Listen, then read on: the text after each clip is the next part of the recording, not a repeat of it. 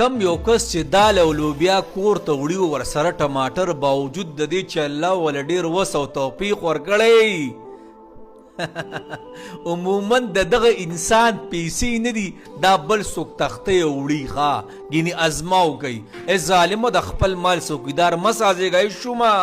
په دې خپل اولاد باندې په دې خپل کور والا په یارانو دوستانو یې لګوه څوکیدار یې مه سازېږه د دغه انسان په آخر کې بیا ډېر عجیبه حالت ښه قسم دې دا بچیم پې دومره خرچه بیا نه کوي نو کم سے کم په کور والو په خپلو بچو په اهل و عیالو په ملګرو باندې څه کوئ خرچې کوئ را مینشن کوي په دغه شوم سړی چې همیشه د خپل مال څوکیداري او د بالغ په شان یې د سر د لاندې ږدي عموما ته بل کس پیسې وتښتئ